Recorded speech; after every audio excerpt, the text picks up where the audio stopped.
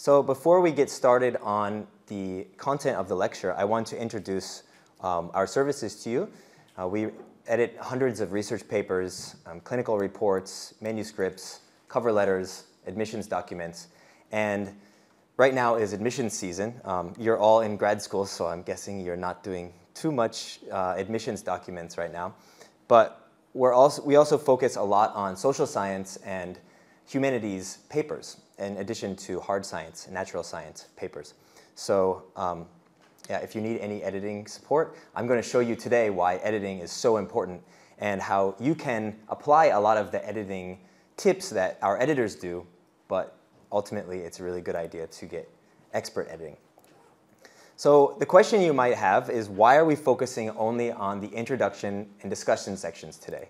But the reason why the introduction and discussion sections are so important is that they have such a large combined word count and they're such a large section. So that means there's a lot of English involved, like a lot of sentences and not only results and details, but a lot of argumentation and citing literature, etc. And they actually are so important because they summarize the study and explain the importance. The introduction is the first part of the paper after the abstract that any sort of researcher is going to read. And if they lose interest or if they don't understand your introduction, they're not going to continue. So as I said, they're the most prone to language errors and difficulties, especially for ESL writers. So the purpose of today's lecture is to help you spot some of the errors in these sections and to focus on how you can structure these sections within a social science and humanities paper.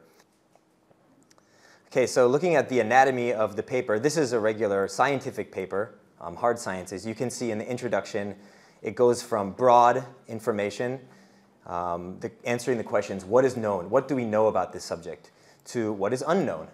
So what kinds of questions is this study going to answer? And finally, we have the hypothesis. Moving forward, we have the results and then the discussion and conclusion where the information is brought again. So the general humanities and most social science papers look a little bit different. And I want you to keep in mind throughout this lecture that I'm not focusing on any one area of study. So it could be psychology, sociology, history, literature. There's a little different structure for every area, right? So this is just a general guide. But in general humanities, the introduction encompasses a lot of literature, and even the body can be, you're not focusing on an experiment or a study per se, but you're incorporating a huge body of literature. So all of the tips I give you today can also be applied to the body because they're mostly language tips and grammar and style. Okay, let's start with the general theme of this lecture, which is the common writing mistakes that ESL researchers make. And there's a lot. So we're not going to look at every single one. We're going to divide them into 4 categories. The first category is wordiness. And this can include, this means too many words, right? When the reader is reading your paper, if there's too many words used, it can make it not as readable. Or you can overuse you can use too many terms so that your paper doesn't fit in the journal. And this includes passive voice, prepositional phrases, and nominalizations, which we will discuss later.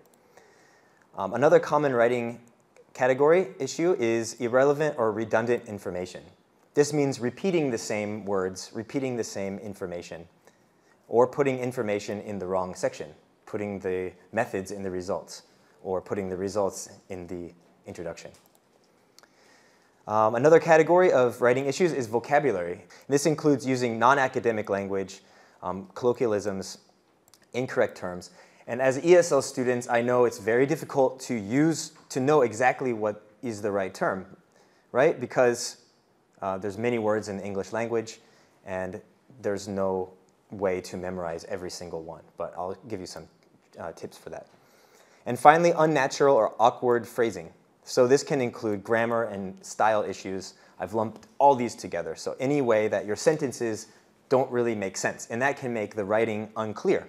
Now, as an editor, sometimes when I'm editing, there's sentences that I don't understand what the writer means, and that's very difficult for me to edit. So before giving your work to an editor, you need to make sure that your work is at least clear. The editor can change the work so it's more readable and nicer and academic, but if it's not clear, there's nothing they can do to your work without changing it, right? So you want to make sure that your work makes sense. Okay, so let's look first at the introduction section. The purpose of the introduction is to basically establish the context and answer the questions, why are you doing this work? What is the background information about this study? What is the relevant primary research? So literature review is put in the introduction. You're also going to state the purpose of the work. The hypothesis, research question. In the humanities and social sciences, this can be kind of all over the place, right? Sometimes it's at the end of the first or second paragraph. Sometimes it's at the end of the introduction. But the point is that you need to make the hypothesis clear, and I'm going to show you some sample template phrases that you can use to clarify your hypothesis or your thesis statement if you're in the humanities. So you're going to answer these questions. Make sure that if a reader is reading it, they understand, they can answer these 4 questions. What are you studying? Why is it important? What's the point of it? How does it apply to the rest of your area or to other areas? What did we know before the study? So that's the literature. What information do we already know? And how does this study advance our knowledge? So most papers, I have my graduate degree in literature, and it's very common for lit students to just kind of show what they know. And that's what you're doing here. You're showing what you know, but you also have to point the reader in the direction of how your thesis adds to what we already know. So that's very important in the introduction. You're not only just repeating information that other people have written. Okay, so some general style guidelines going forward. You might have heard to use the active voice, especially true in humanities and social sciences. So you don't have to use it all the time, but overuse of passive voice can add to your words and make it kind of clunky. So for example, instead of XYZ results have been reported by previous studies, you can change the subject, move the subject to the beginning. Previous studies in this area have reported XYZ results. So subject, verb, subject predicate is always a stronger structure if you can do it that way. And when it comes to using first person pronouns, many people ask, is it okay? Sometimes I shouldn't use I shouldn't use we. It's okay, but it should be clear. So in this case, instead of we sought to determine, if we don't know who we is, maybe you want to change that to our study, because the study is the more important subject here than you and your team. Our study sought to determine X. We can probably understand that these are important. You should use highly relevant sources. You should use keywords from your title in the introduction and include a clear purpose statement. So again, we mentioned, you saw in the picture, there's a sort of inverted triangle, upside down triangle. It starts with the most general information. That is what we already know. Why is it important? So you don't need to go into specifics of your study, but you can use concrete details to show the reader why your study is relevant and timely and important. So when you're writing the introduction, you can actually think of it as going backwards, starting with the specific purpose and then deciding what the context is that you're asking. So when you're actually creating it, this is not when you're writing it, but when you're thinking about how to create it, you have a purpose statement first, right? The purpose of this study is to determine the satisfaction rate of high school students in New York. So that's basically the objective of your study, for example. So for the beginning of your introduction, you might include statements that introduce this. So you begin, several recent studies have demonstrated that satisfaction rates impact student performance. Many factors can affect high school student satisfaction rates. Between 1995 and 2011, over 2 million high school students dropped out of American public schools. So you're showing the urgency, you're showing the importance of your purpose statement first by setting the background. This is just an example, right? And as we move forward, by the way, if you see a lot of the text that's in green, is what I call form phrases or template phrases. These are phrases that probably take up 20 or 30% of a paper. So it's language that's not specific to your study, but that you can sort of put in there to structure it, to guide the reader towards understanding how your information is fitting into the study.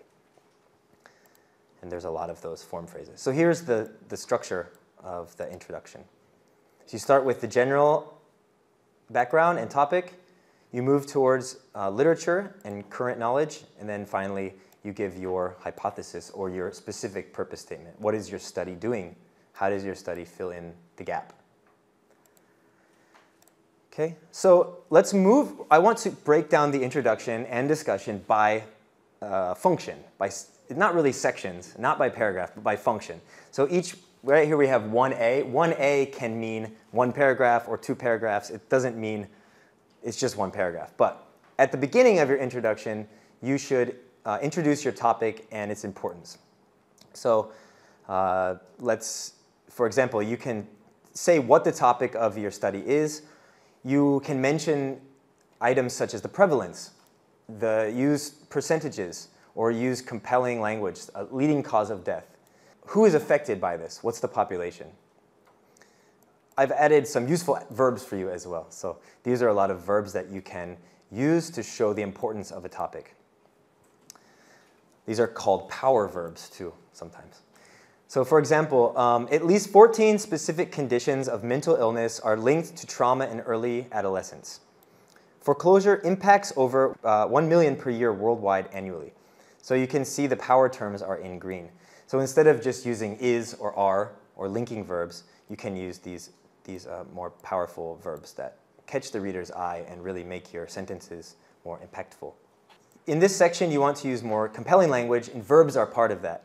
So again, active verbs and details. So when you have the details, always better to use them. Let's look at an example of a less interesting sentence. So we're zooming in on the level of the sentence now. A major cause of poverty in the US is lack of education. So I've highlighted is here. How can we improve this sentence?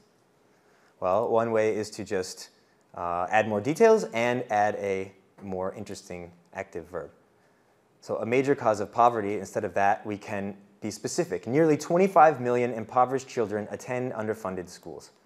That kind of fact is not only more academic because you're giving actual evidence in details, but it's more interesting to read. Okay, let's look at another one. A significant percentage of older people in the US have psychological disorders. There's nothing wrong with this, by the way. If you don't know what the percentage is, this is fine. But if you happen to know more information, you can include that here. Be more specific. Major depression afflicts an estimated 10% of American adults over age 50. So you're showing the importance in both of these sentences here. But in this one, you're kind of narrowing the scope, and you're narrowing your topic a little bit to major depression. So in fact, you could actually use this as a first sentence and this as a second. It really depends how much room you have too, how many words you have to work with as well. But details are the best way to go if you have the details and the data. Okay, let's look at some examples. Here I've given the area of study. So this is an example from sociology. And the keywords are in red, and the concrete details are in green. So the title of this paper is Disability Status, Housing Tenure, and Residential Attainment in Metropolitan America. So let's say the keywords here are disability, residential attainment, housing discrimination. Maybe there's different keywords, but if these are the keywords, then the author should mention as many related keywords as possible right away in the beginning. And this applies, by the way, to the abstract as well. So the introduction and the abstract have a lot in common when it comes to these key terms, because when you're searching on a database, you should be able to find your paper using the key terms. So you can see that these terms are related. Disability, housing, residential related, fair housing amendments, discrimination, housing sales, rentals. So this author doesn't actually use the exact keywords, but maybe in the next paragraph, they use them more specifically. But you'll notice that there's a lot of concrete details. This is an actual paper, by the way, that I pulled up. So we have all these green keywords, or green words, that are very specific. And I want to show you what it would look like if you took those away. So recently, it was discovered that millions of US citizens have a disability, and a large percentage of these people had a severe disability. About 20 years ago, the Fair Housing Amendments Act was passed to amend the Civil Rights Act, et cetera, et cetera. So I've changed the terms in green are still concrete, but they're not as specific. So millions, how many millions? About 20 years ago? Well, if you know that fact, then you should probably say when, the exact date. You have these key terms here, which is great. The bills or the acts, Fair Housing Act, Civil Rights Act, but then you have more vague details. So you can see here there's a lot more hard data, which makes your academic study more legitimate if your data is correct, of course. Okay, and in the second part of what I will call section 1 of the introduction, use the form phrases to guide your writing. Okay, so you're going to, establish the context by providing a brief and balanced review of literature. So now we're moving on to the literature review. In some humanities and social sciences, the literature is placed all throughout the writing as well. So this can apply to wherever you use the literature to show the importance or to provide evidence of your argument. This literature demonstrates the importance of the topic, okay? So for example, in this sociology piece, we have the motivations for this research and its importance stems from several existing studies. So this form phrase or this template language guides the author to knowing what you are doing with the literature. If you don't, you can also call this a transition, right? So if this begins a new paragraph, the motivations for this research, the research that you already, that you're going to be discussing, stems from these studies. So if you don't have this form phrase and you just start with the studies, Maris et al. Argue that the purpose of big data utilization, the author doesn't know where you're going, right? So you need to have these kind of form phrases to structure your paper so the reader can understand what's going on. Secondly, okay, even this term is good, the ordering adverb. Secondly, this paper marks the introductory application of this model. So these are just form phrases you can use. This contribution is important as many authors. So again, just imagine what a sentence would be like. It's difficult to see all this in context, right? Because we don't have the entire study here. But if you just take away this form phrase, and you start with this. Many authors point out that new research insights arise either from new data. Okay, that's great, but this form phrase is showing why that you're going to argue your paper is important, your contribution is important. Section 1, you also want to cite the research. And when you're citing, and different styles have different rules, right? So in MLA, for example, you're almost always using the present tense when you're discussing literature. But in APA and AMA, I believe you're using the past tense to describe what was done in a study.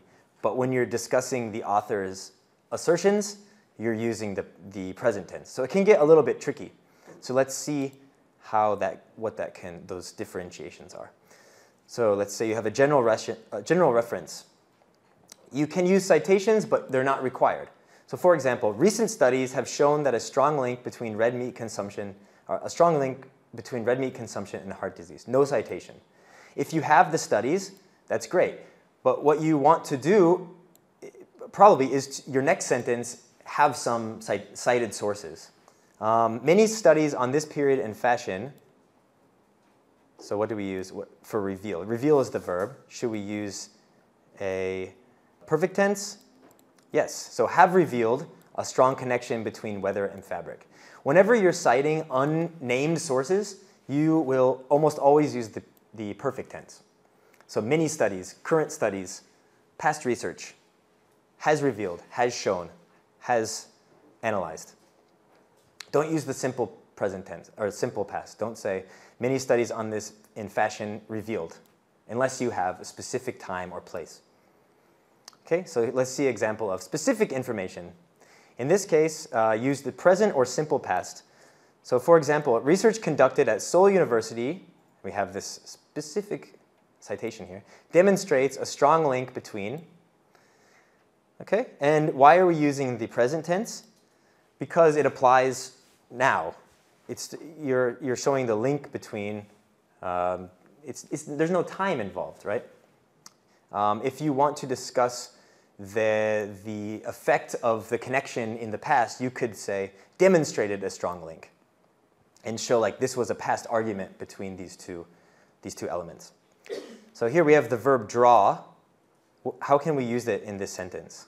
Kim, a correlation between. What's the simple past of draw? That's because it's become an English class suddenly. Anybody? Drew. Kim drew a correlation between. If you are, here it can get, again, tricky if you want to discuss the use of the results or the argument. You might use draws. But again, it depends on the style guide, because I think AMA, you would almost always use the past tense if you're using APA or AMA. Kim drew a correlation. But if you're using MLA, you're going to say draws. You're always going to use the present tense. So before you submit your paper, you might want to do a lot of research and find out the rules for the journal guide that you're using. It's always the golden rule. Whatever I say here, it's always going to be more important whatever the journal is telling you to do. Okay, let's look at an example from sociology. So note the form phrases and establishing the context using literature. So starting with the literature that discusses the wider background. So here's the form phrase that introduces this. There's a small but growing literature that addresses this issue. So what's coming next? A lot of literature. If you don't have this form phrase, you just start with Hoffman, then the reader it's going to take the reader a full sentence to understand what's going on in this paragraph. So very important to use an introductory phrase. Okay, here's a tip, is do not use lengthy explanations of the work unless the work is the target of your story. Unless you're writing a book, right? If you're writing a book, you can spend a lot more time discussing the author's arguments.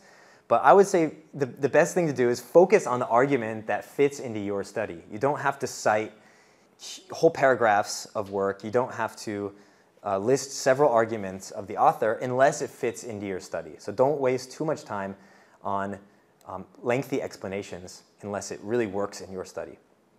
Let's look at another example for this section. We're still on the first section of the introduction. Using previous research to discuss methodology and what is missing or unknown. And this is more common in the social sciences. So using these form phrases, however, no research has examined disability status disparities. So we're showing what is missing. This is kind of the link between what is known and what your study does. So showing what is missing is very important because the author is going to wonder, what information do I need to know before I read your study? So no research has examined this. That means that your study might be the one to examine this information.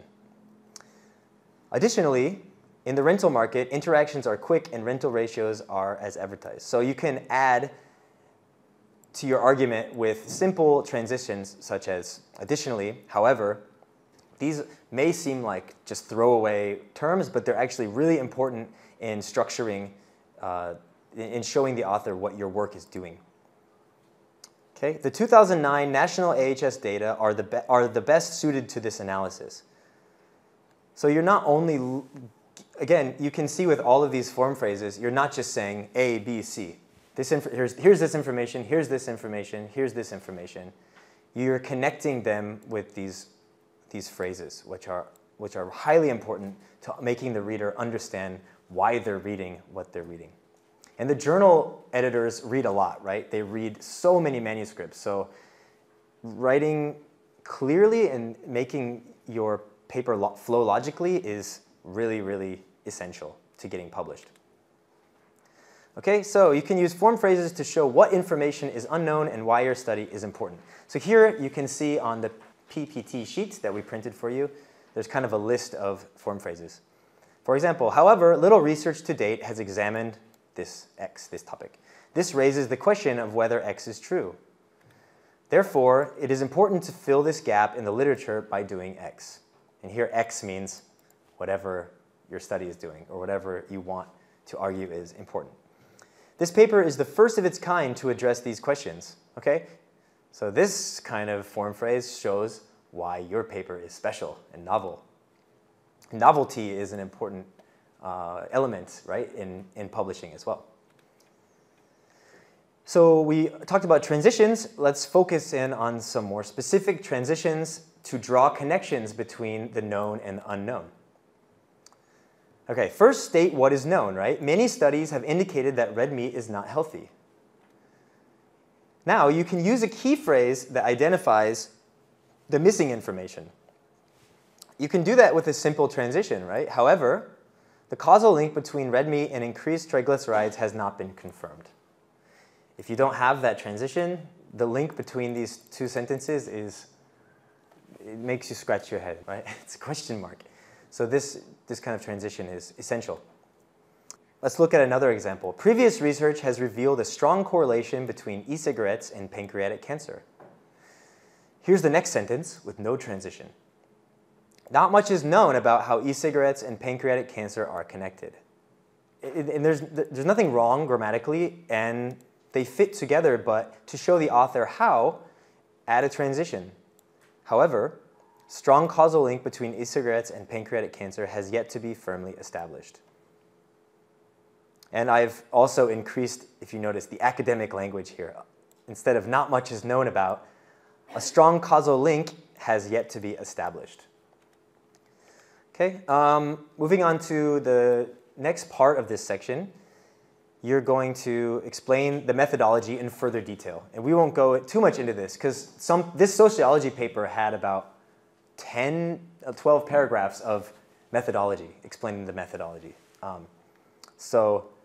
And it was still in the first section. This was not in the methods section. This is methodological background. So just focus on the form phrases here. To explain the variation in housing, we begin with the spatial assimilation model. So imagine this without the form phrase, and you just have the information listed. Here's the assimilation model. Well, what's it doing? So your transition, your form phrase, is explaining what this information is doing. According to the spatial assimilation model, socioeconomic status determines the residential distribution of households. The theory of spatial assimilation argues that. So you could almost put you could use this kind of form phrase and put your information. According to Piaget's model of childhood development, Piaget's model of childhood development argues that. So you have these words, these form phrases. According to X, the theory of X argues. Thus, okay, so without this transition word, this information is left alone and the author has to connect it. Maybe this sounds, I'm getting a little repetitive about the purpose of this, but you'll see why that is really important when you read a lot of papers that you stop understanding how these things are connected because there's no connective tissue. There's no connective transitions. Okay, so continuing. For this research, this model will be used to explain XXX. In this case, the model maintains that XXX. Similar to the X model used to explain Y, the Z model offers an alternative view. Okay, so all of these are tying your sentences together and your arguments together and showing the importance before you actually place in the data. Okay, so here's some overall key terms and phrases that you can sort of use as a reference.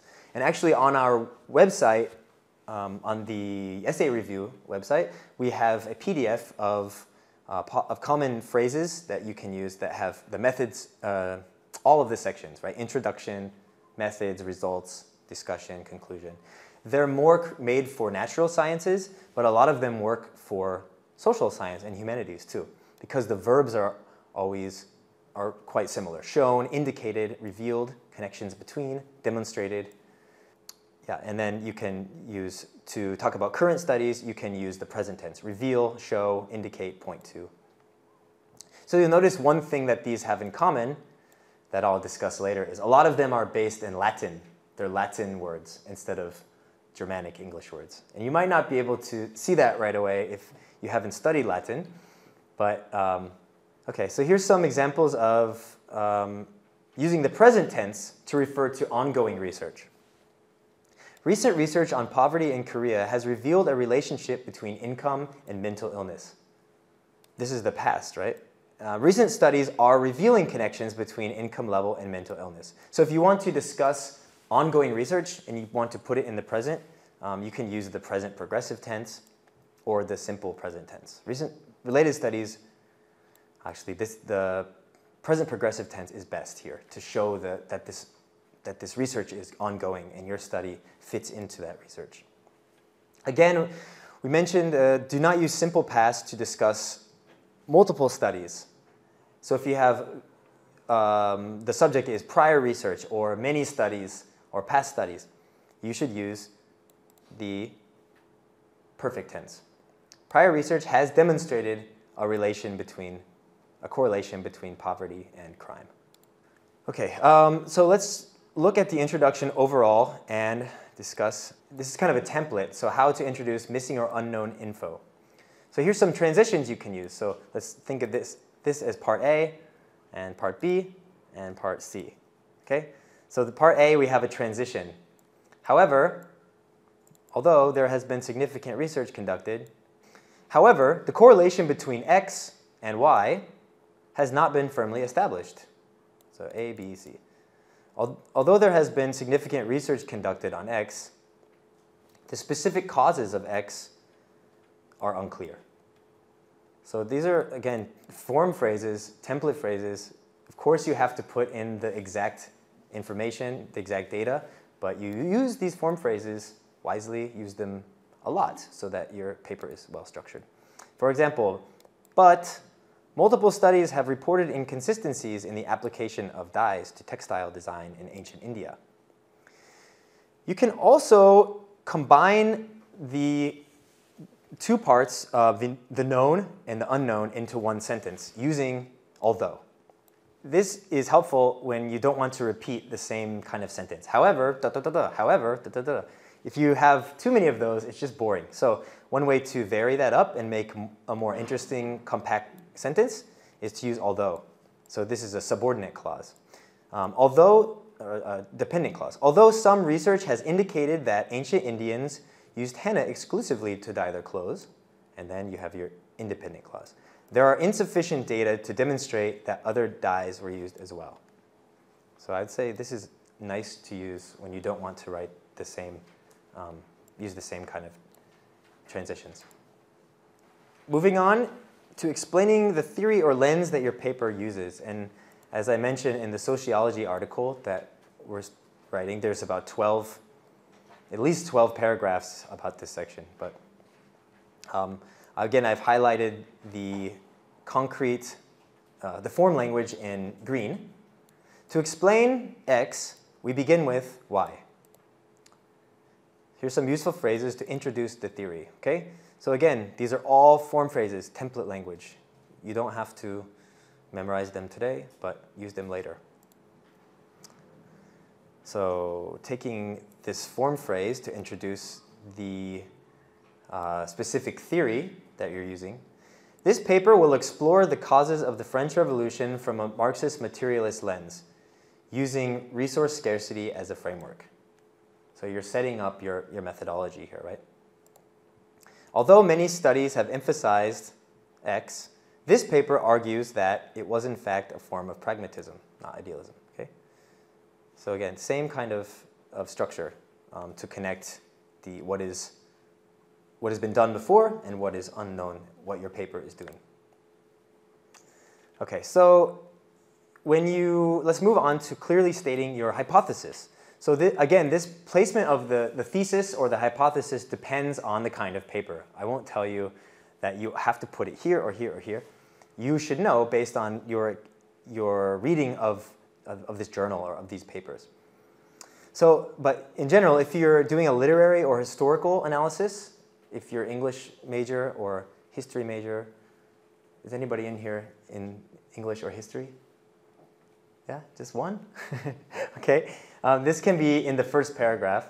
In social sciences, it's usually in the final paragraph. So in sociology, psychology, more soft sciences, it's in the it's similar to a natural science in its placement. So here's some phrases that you can plug in, and these you don't have to get elaborate. These are very simple, but it tells the author or the reader, aha, this is the thesis. This is what the study is doing. So this paper, this study, the purpose of this study was to verb, or a verb comes after these. The objective of this study is to analyze, We investigated 2 possible mechanisms to explain X. So you can use these verbs to plug in here. And there's, of course, a lot of verbs. You want to make sure that you use the correct verb to describe what your study is doing. To do that, you just maybe check with up here and check with an editor to make sure that your verb is correct. So this paper describes, investigates, lays out, presents, analyzes, attempts. And note that these are all in the present tense. So when you're referring to the paper itself, the paper is what the reader is reading, you use the present tense. When referring to the study, if you're talking about what you did, you can use the past too. But the key is to be consistent. So if you use this in the introduction, you want to use it later on in the introduction as well, in the discussion. This study described the mechanisms. This study investigated the causes of this disorder. But the paper is what you're reading now. So the paper describes the causes, present tense. Okay, so again, here's some more form phrases. This study hypothesized that an analysis of the child's speech. Oh, and this is psychology, right? So this is a hypothesis. This study hypothesized that an analysis of X. Here's fashion design. This is more of a thesis or purpose statement. Under the guidance of such ideas, this essay imagines the future of fashion design. So again, if your study isn't very focused on exact hard data and you're not making a purely scientific, you're not in the realm of science, you're writing more of a thesis statement, right? It's not necessarily a hypothesis. It's more you're telling the author what you're doing. So make it clear in your thesis. Okay, here's another template that you can use. You have the hypothesis statement using the subject-verb phrases. So I've broken these down into different sections: sociology, comparative history, anthropology. In the sociology example, our study identified racial disparities in the education system. In the comparative history, this paper compares the social mobility of Persian residents of France to those in the France in the 21st century. So, of course, the verb compares wouldn't be used here unless you're comparing. So make sure that you use the correct verb. This is the most important sentence in your entire paper because it pretty much sums up what your paper is doing. Okay, describing the purpose of the study in anthropology. In this paper, I narrate the history of migration into Rauta. So what are you doing? You're narrating the history. You're not necessarily making an argument here, but here you're telling the author what your paper is doing. And in history and anthropology and English, these can be pretty broad arguments. They're not data-driven. They're not extremely specific. They can be based on social theory. That is, it's not hard science, right? So you need to use the correct verb to describe what you're doing in this paper. Okay, so let's look at an example first of humanities of the entire introduction section. In this whole paper, we have the introduction and thesis is about 10%. In the body, which includes evidence, counter-evidence, arguments, counter-arguments, is the bulk of the work. However, in this kind of paper, you can apply these same rules about form phrases and transitions to all parts of the paper. But let's look at the thesis statement in particular. So in humanities papers, the thesis statement is usually in the first or second paragraph. So this is the first paragraph. This is an actual paper. At the end of this paragraph, the author gives a direct thesis statement. So I want to show you two kinds of statement, a direct and indirect. So a direct thesis statement, you're going to use that form phrase saying what the paper did exactly. So the form phrase here, in this paper, I argue that blah, blah, blah. I argue that the author is correct. So that's the entire thesis, but here's the form phrase, right? In this paper, I argue that da, da, da. In an example of an indirect, which is actually more academically common because it's a little bit more sophisticated, it's not, you don't have to say, in this paper I do X. You just make a statement that is quite clear about the work. So here's the thesis statement. Rather than detracting from the positive senses of her life there, however, her critical perspectives make her work more real and lead the reader to want to get to know her and the plains better.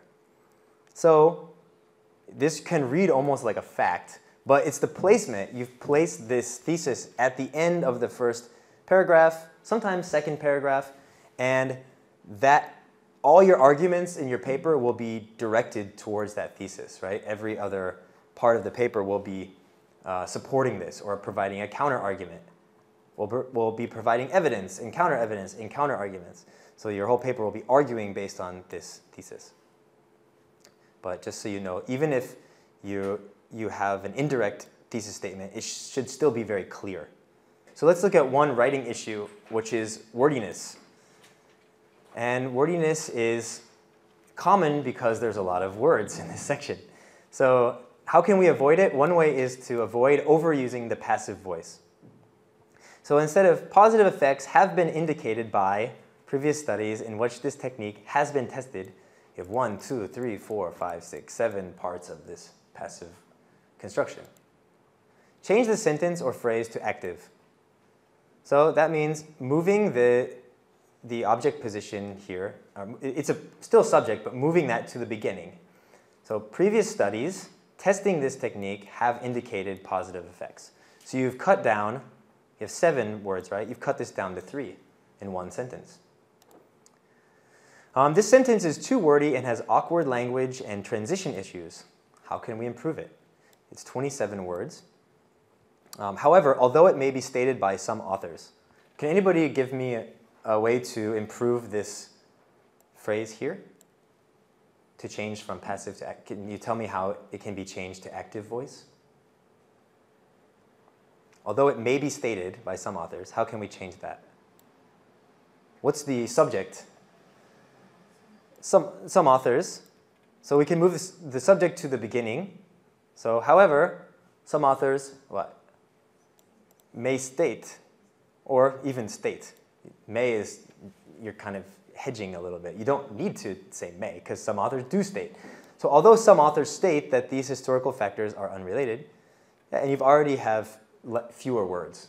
So this is something, this is part of the editing process too. So you don't have to always do this when you're writing. You can write however you feel comfortable and go back and try to identify where the passive voice is adding too many words and making the language a little bit clunky, awkward. Okay, let's do our first quiz question. What function does this particular sentence perform? Okay, let's read it together. However, until this study, no research had examined disability status, disparities, and residential attainment separately by housing tenure. Does it identify the topic and its importance? Does it justify the methodology or approach? Does it show what is missing from the literature, or does it provide a purpose statement or hypothesis? Raise your hand. This is for the Shipuro coupon. Yes? See, it shows what's missing. Can you tell me why you think that? Because it says no research. There has been no research examining this status and so on. Yeah, good. So it also is justifying your methodology, right? Because you're prefacing your research by saying that this is missing from the previous, so I'll give you the coupon for that, right? So it's showing what's missing, and it's also showing, it's introducing why your study is going to be important. And please come afterwards if you win a 할인 coupon. You can come up to me afterwards. So the key words here are, however, until this study, no research had done this. Okay, what is the best verb here, best verb or verb phrase to use in this hypothesis example? Accordingly, the aim of the study is to whether there exists a single forecasting model which can predict fashion consumer trends. What's the best verb to go before whether? The aim of this study is to say whether, to make a conclusion whether, to determine whether, to seek to evaluate whether.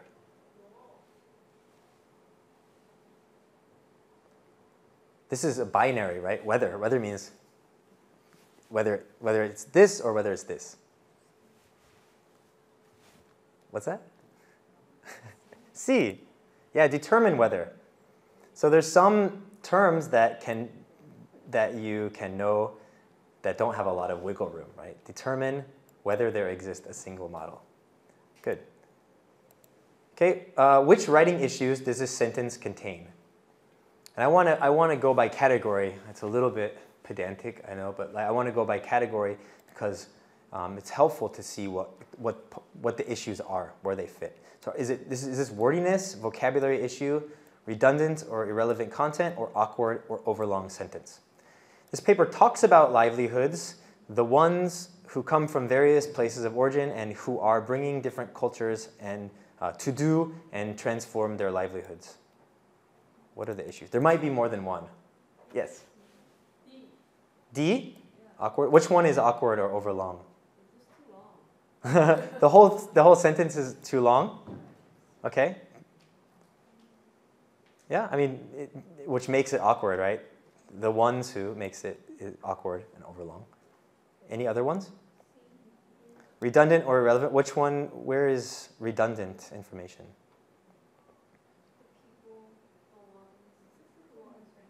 Okay.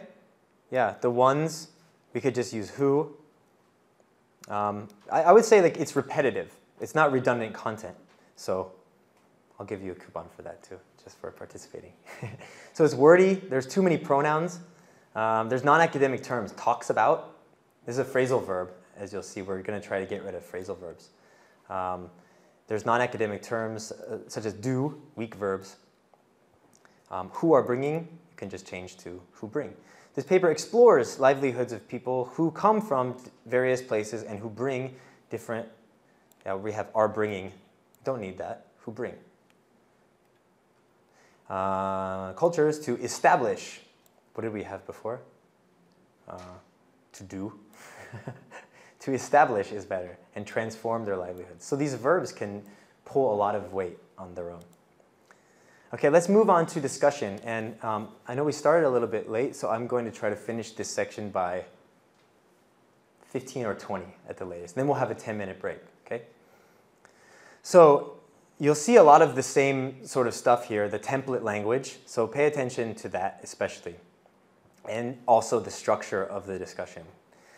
So the discussion is the final section. Sometimes the conclusion is given instead of the discussion. And the order is similar. You have the results or finding presented prior to interpretation. So the result and the interpretation. And again, this really depends on the journal. It depends on what your area of study is. If you're doing humanities, you're going to write more of a summary for a discussion. So in the discussion, you want to interpret the results in light of what is already known, summarize the process, summarize the results, summarize what you already said in the introduction, and discuss any results that you did in order. So if you did a study, you're discussing them in method 1, result 1, method 2, result 2. And then provide details within those. So method 1, result 1, explain what that means, what's the implications, and then give more details. And then result 2, explain what the implications are, give more details. So the implications and limitations are where you explain the importance of the findings. It's similar to in the introduction, but you're going into a lot more detail. You're going to say which results, which methods were most useful here, discuss which did not work or could be improved, what limitations there were, and compare and contrast your results to other studies.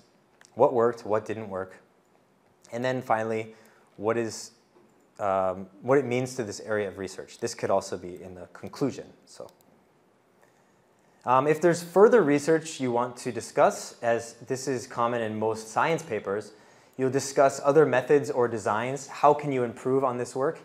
Or what you will do in further research. And again, in humanities, there's often just a conclusion, and it can be quite a bit shorter.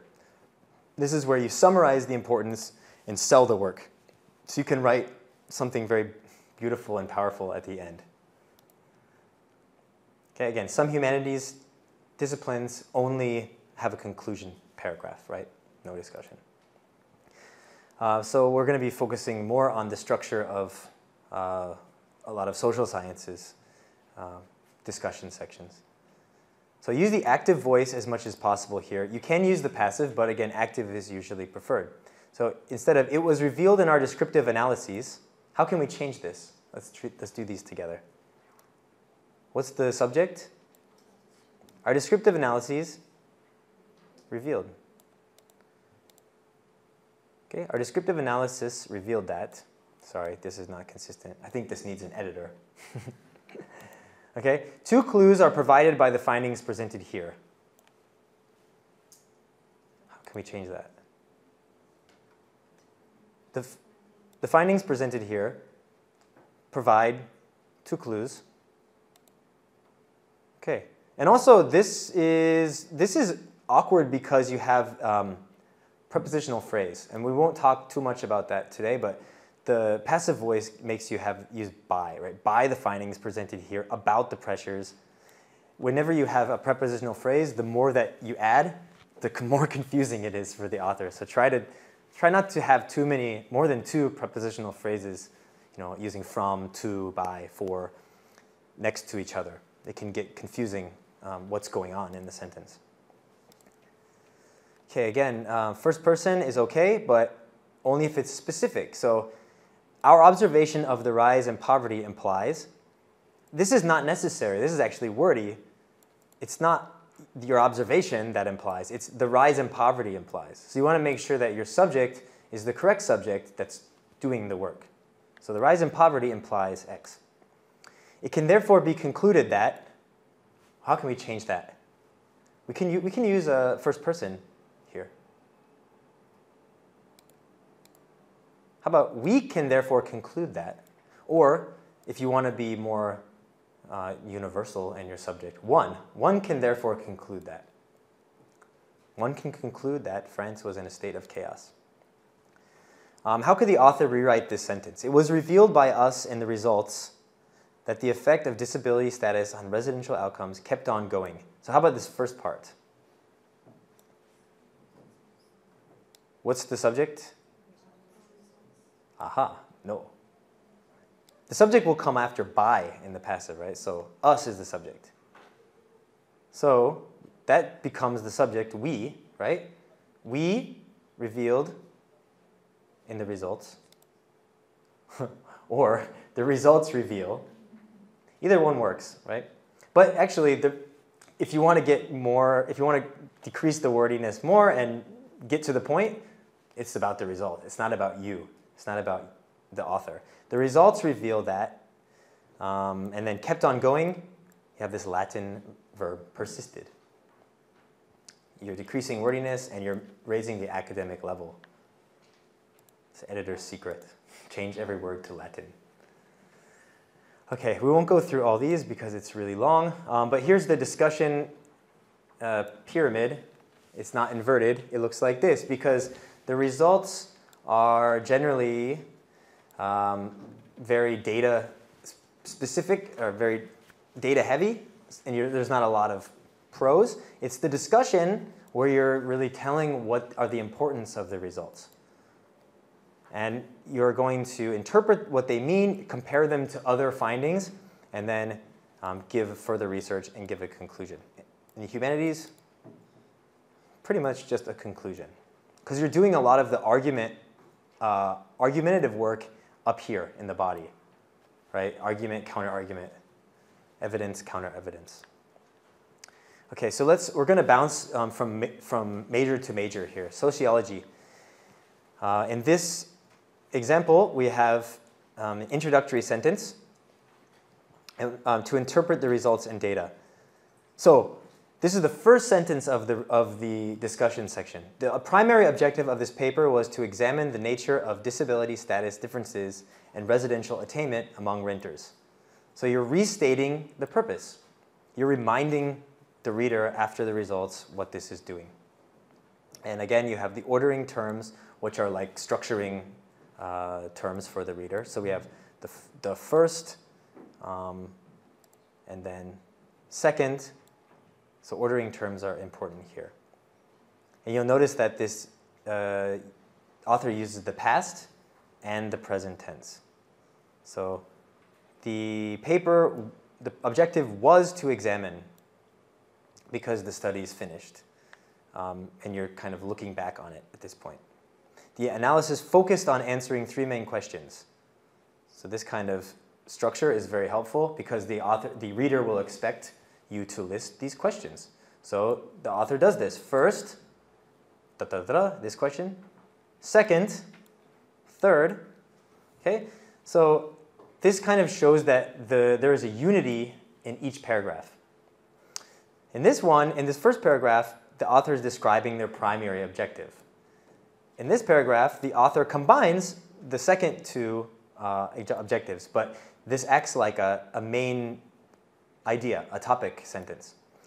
So all the other information following that should be supporting details, supporting evidence. And that's how you create paragraphs. That's what a paragraph is. You don't just separate it because it's long. You want to make sure that there's a unity, that the first sentence and the following sentences are connected. So second, controlling for relevant socio and economic characteristics. To what extent does the disability status shape the residential attainment of owners? So this is explaining how the results answered that. Here's the answer. The results of our logistic regression indicated that this is your primary result. Third question.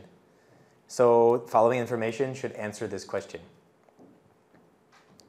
Okay, let's look at an interpretation of these results. So again, you're restating the purpose of the research, and you're listing the main finding number one and the supporting details. So this is one paragraph. These are not separate. I've just separated them so you can see how they function in the paragraph. Adoption from care has not been experienced equally across social, gender, and race class divides. So as in the introduction, you're giving the importance of the study, right? So this paper illustrates how birth parents experience a significant amount of adversity. And there's not as many result details here because this paper is really, really, really long. So if you have a shorter paper, say 2,000 words or 4,000 words, I think this paper was about at least 8,000 or 10,000 words, if I remember. So they have a lot more room to discuss the background. But if not, you can get more to the point and discuss the results themselves. You're finding what the details are, and then any further details that impact that show the implications. So it is also known that mothers go without food. Poverty may exacerbate domestic abuse. So you're putting these details and you're showing their importance in a larger context. Okay, here in anthropology, a different example. You have a restatement of the purpose, main finding, finding details. So the structure is similar. Development is a political concern now dominating the third world and separating these people. The generalization that third world people are homogenous was based on cultural essentialism. This perception limited the intention of development activities. Anthropologists tend to find out those gaps in knowledge, to value local cultures and knowledge before preparing development planning. So in anthropology, you're not, in this paper, you're not dealing with a lot of hard data right away, but you're restating the purpose and your finding, and then some details about that finding. Architecture, similar. Throughout the evolution of prison design, themes central to environmental psychology are evident but not explicit. Main finding 1 focused on prison architecture, and then further details about that finding. And this is all, again, one paragraph.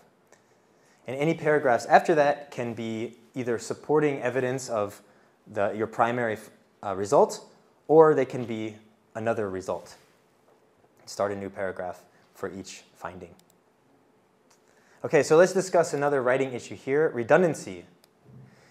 Here I mean repeating information from the other section. So not just repeating the word, repeating the same information. So instead of repeating the information, let's look at this one actually. So this sentence simply repeats a data. How can we change it to an interpretation? So this is in the discussion. The effect of disability status on residential outcomes persisted among renters and homeowners even after controlling for differences. You can add a bridge sentence or a bridge phrase, form phrase, to show why you're repeating this information. So our findings revealed that the effect of disability status, etc. So then right away you're showing the author or the reader that you're focusing on the results. Here's some more verbs. Our findings are the results suggest that blah blah blah. The findings establish a pattern. The findings reveal X. And you can use these as an object in the phrase. So our findings reveal a connection. Our results establish a connection. Our results show or reveal a disparity.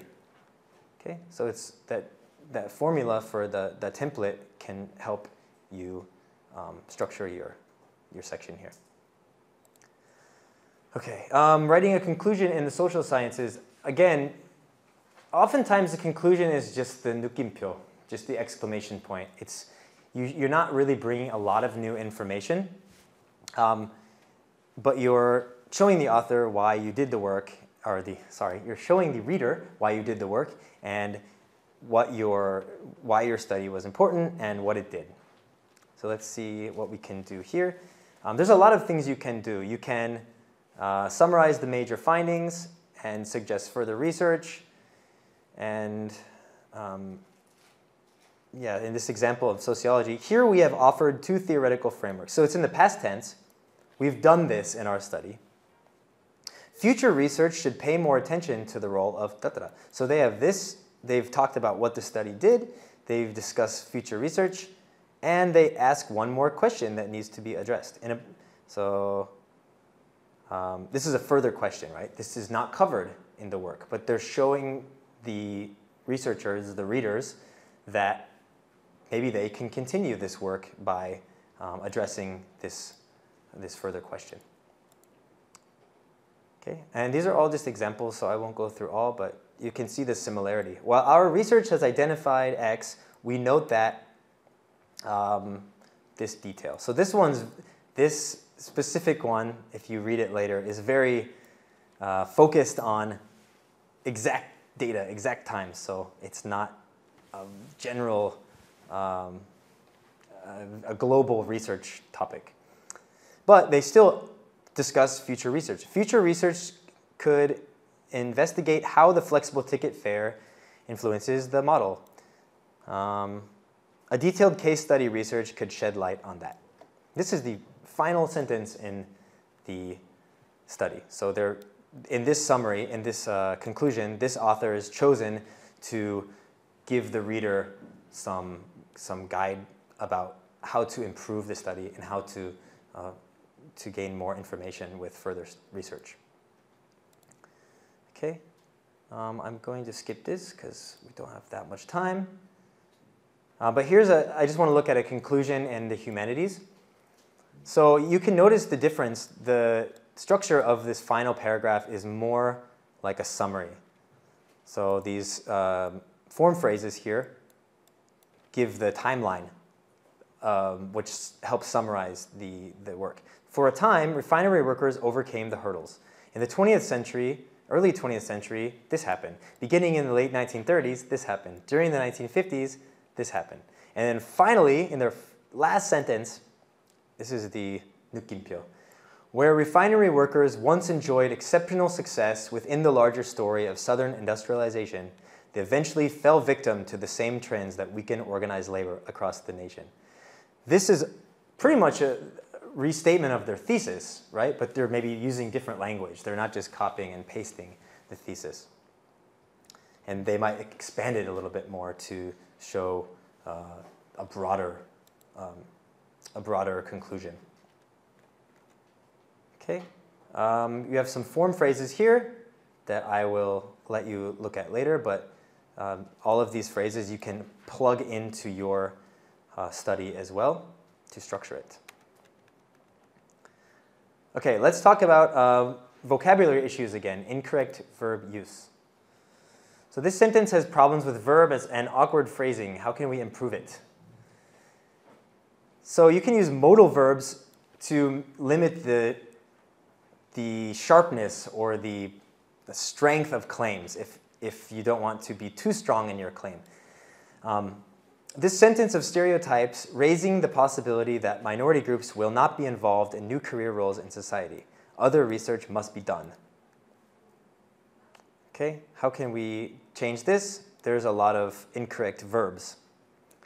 Raising the possibility, what is this? Should this be instead? The existence of stereotypes raises the possibility that minority groups will not be involved. How about, we don't know that this is going to happen, so we can use a modal verb here. Let's see. The existence of stereotypes raises the possibility that minority groups might not enter new career roles.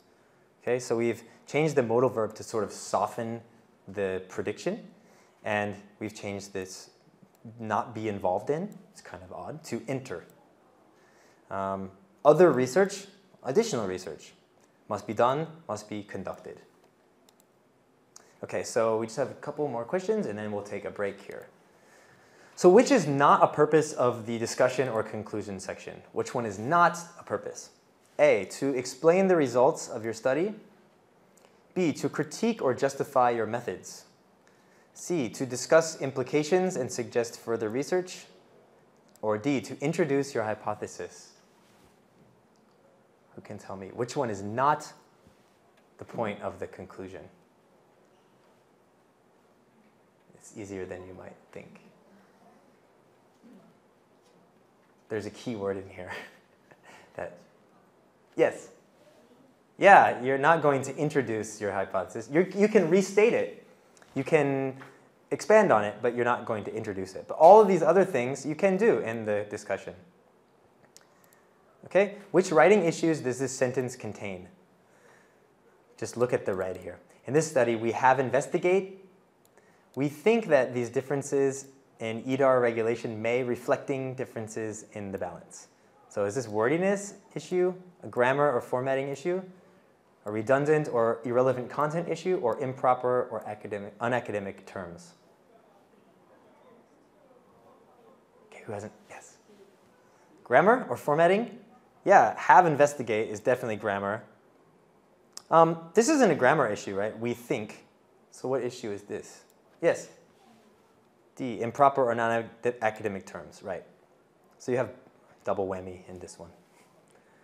And it's very common, and don't feel ashamed if you're writing and you see these. Even the best writers make mistakes, and when you're writing in a different language, that's not your native language, it's totally okay to make mistakes. But that's why it's important to go back and review your work and edit your work.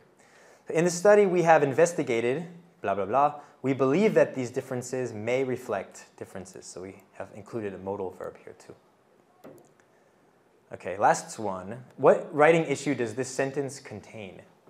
The overall aim of this paper was to determine the existence of a single univariate forecasting model. Oh, it's really long, right?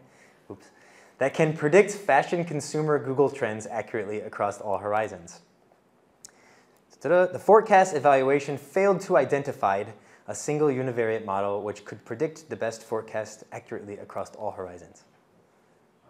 I think it's more than one issue. Grammar, redundant information, vocabulary, or awkward phrasing. Or E, all of the above. I'll just click and see if we can find these. Everyone but non-academic. I don't think the terms are non-academic, but they're used in a weird way, and there's verb errors. Failed to identify, right? Failed to identify. Predict fashion consumer Google trends accurately across all horizons. It's awkward. How can we rephrase that? Predict consumer fashion choices using Google Trends. So it's nice to use gerunds or participles to break up those long terms. Predict the best forecast accurately across all horizons. Oh, that's redundant, right? That's repeated. We've repeated this. So we don't want to write the same information as this. So we can use with this capability that you've already discussed here. Okay, so I want to talk a little bit about transitions and not go into too much detail, but discuss how they're different from one another too.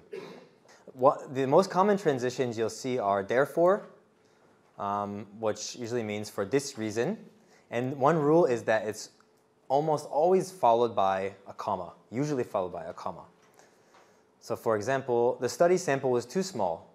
Therefore, comma, this study was used. And a lot of authors will forget the comma or will put a comma before therefore, but it almost always begins the sentence. Thus is a little bit different. So therefore and thus are often used interchangeably, but thus means in this way. So the patients were put into 3 rows. Thus the tests were conducted. It means in this way the tests were conducted. However means on the other hand. So however is very useful when switching directions. Some authors will put however when they mean additionally, but that's not correct. So you want to show the reader that this upcoming information is different than or is opposite of the previous statement. Many studies have approached this issue from a pragmatic position. However, this ignores the more empirical aspects of the issue. So there's something wrong about this first sentence, or there's something that's missing. So however, this approach ignores the empirical aspects. Okay, let's look at 3 more. Furthermore, additionally, it means this is also true or important. And a lot of authors also write also. Instead of also, write additionally. Also is not used too much as a transition. Moreover is a very useful one that I don't see a lot from ESL writers, but I think it is quite effective in moving from small to big. So let's say you have a small, let's look at the example actually. So it means a larger point. Research of this tradition has yielded knowledge of this ancient people. Moreover, it has taught us much about modern society. So not only this, but also this other larger aspect. Okay, overall, or in sum. So overall, the larger point. This is used often in the conclusion, right? Overall, variable Y does not appear to have any major impact on stomach cancer. So it can also be in generally. In sum, in conclusion, prognosis was extended in patients who received treatment. So you're not making a small point, you're making a larger, all-encompassing point. And I think this is our final one. Although or whereas. So that means even though. Whereas previous studies have done X, this study does Y. Or although this study design addresses the research questions here, further studies would be conducted. And both of these are useful because you can combine 2 sentences into one. So we talked about although earlier. You could just start with this, right? Let's say the sentence is, this study design addressed the research questions here. Then you have to make a new sentence, right? Period. However, comma, further studies should be conducted. But that becomes redundant. So it's nice sometimes to use this dependent clause, although. Which transition works best in this sentence? Historians have argued that the war saved the manufacturing industry. This is arguable, as manufacturing had begun to increase before the start of the war. Moreover, however, therefore, in sum. Yes. However, right. Because I put the word arguable in here so that it would be a little bit more obvious. Because the historians argue this, however, this is arguable. This is maybe not true. Another way to write this using although, oh, sorry, we have one more. I don't want to give it away. Thus, although, moreover, additionally. Samuel Beckett was one of the greatest modernist playwrights. He is often overshadowed by George Bernard Shaw. Yes? Although, yeah, how did you know? Well, we have two clauses separated by a comma. You can create longer sentences, and the information is still pretty readable and still pretty understandable when you use this sort of clause construction, because you separate it with a comma, and the syntax is very familiar. One more. The power of the king varied dramatically by country. When saying someone was as mighty as a king, one should indicate which king in which country. This one's hard. Yes? You got it, therefore, right. A lot of people might guess however, but if you were to use the wrong transition, it'd be confusing, right? Because the first sentence, the power of the king varied dramatically. It changed from country to country. So if you were to say, however, when someone was, then the reader might be confused what your meaning is here. It totally changes the intention. So therefore, this actually clarifies and gives a kind of a real-world example of how this sentence functions.